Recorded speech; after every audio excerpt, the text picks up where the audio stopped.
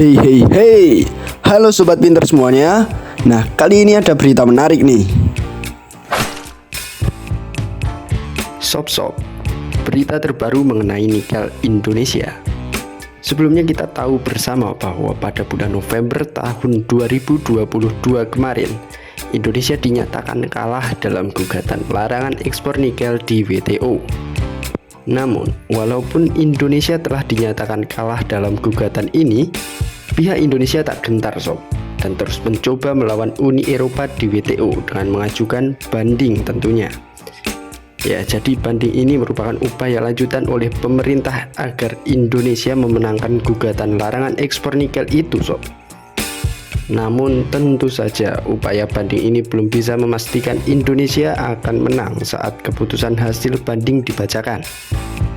Nah, menariknya, Menteri Investasi sekaligus Kepala Badan Koordinasi Penanaman Modal Bapak Bahlil Lahadalia kembali menekankan Indonesia tak akan mundur dalam penerapan larangan ekspor nikel meski telah kalah gugatan dari Uni Eropa di Organisasi Perdagangan Dunia atau WTO.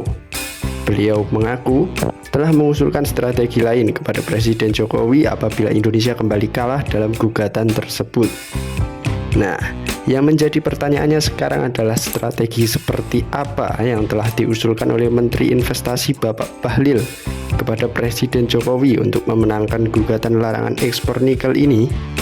Yuk, kita simak saja beritanya sob. Admin kutip dari Tempo.co, Menteri Investasi sekaligus Kepala Badan Koordinasi Penanaman Modal Bapak Bahlil Lahadalia kembali menekankan Indonesia tidak akan mundur dalam menerapkan larangan ekspor nikel meski telah kalah gugatan dari Uni Eropa di Organisasi Perdagangan Dunia atau WTO. Kekalahan gugatan ini dikarenakan kebijakan larangan ekspor dan hilirisasi biji nikel domestik oleh pemerintah Indonesia itu dinilai melanggar ketentuan perdagangan internasional.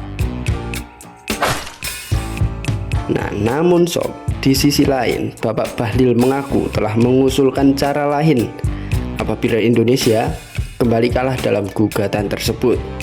Beliau mengatakan bahwa cara ini asli dari pemikirannya sendiri sob. Ia mengusulkan apabila Republik Indonesia kalah lagi di WTO nanti, maka tetap lakukan saja ekspor nikel. Namun, pelabuhan untuk mengirimkan nikel itu ditempatkan di Papua, sehingga perusahaan yang ingin mengekspor nikel Indonesia harus mengeluarkan biaya logistik yang lebih besar tentunya. Nah, dengan demikian, para pengusaha dari luar negeri itu akan malas mengimpor nikel asal Indonesia lantaran ongkos pengirimannya yang bisa melonjak berkali-kali lipat sob.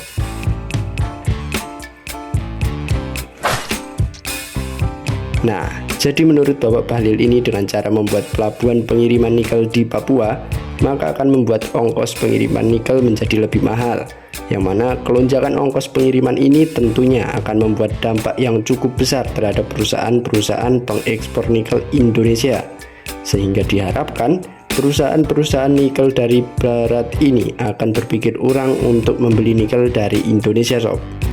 Wah, ini strategi yang cukup ngeri-ngeri sedap nih yang diusulkan oleh Menteri Investasi Bapak Bahlil Lahadalia ini. Namun perlu diingat sob, ini adalah strategi yang masih akan diusulkan oleh Pak Bahlil kepada Presiden Jokowi sob. Dan untuk diterima atau tidaknya beliau Bapak Bahlil masih belum tahu sob. Nah, bagaimana nih pendapat kalian mengenai berita ini? Komen-komen di bawah ya.